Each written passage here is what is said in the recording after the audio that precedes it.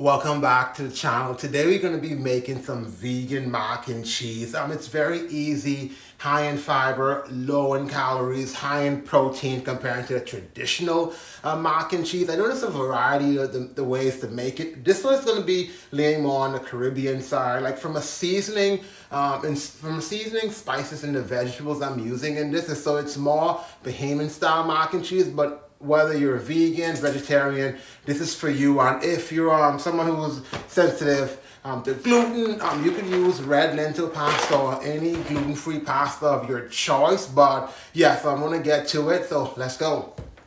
To start, you're gonna make the seasoning for your mac and cheese, which consists of 1 medium shallot. You can substitute with sweet onion if you don't have any shallots. Next, you want to add 1 medium green sweet pepper, finely chopped.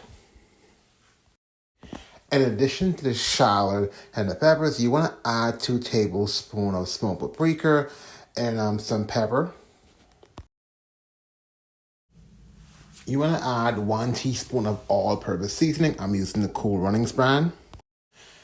Once you've done your seasoning, you want to start to boil your pasta. Now, you're going to boil the pasta based on the instruction that's on the package you're using. Simultaneously, you're going to boil the water to cook your veggies. I'm using 2 cups of mixed veg, but that's something you can add or exclude. The next phase is to create your cheese sauce. I'm using raw cashews that I soak overnight. You definitely want to soak it at minimum for 1 hour so it's soft enough to blend. Next, you're going to add 1/2 cup of nutritional yeast. That's basically your cheese replacement that's going to give it that cheese-like taste and that color. Next, you're going to add your plant-based milk. I'm using cashew and almond milk. That being said, you can use any plant-based milk you have available. Once your pasta is cooked according to the instruction that's in the packet, so you want to strain the pasta, you want to add your seasoning to it and thoroughly mix. That way everything is spread throughout the pasta. And then you're going to go in with your mixed veg.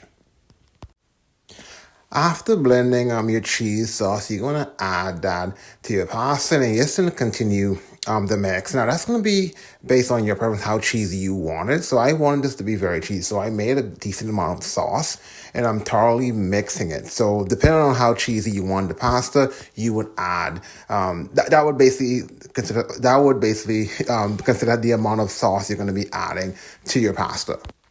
Furthermore, just to make sure it has that cheese-like color, you want to add 1 teaspoon of turmeric.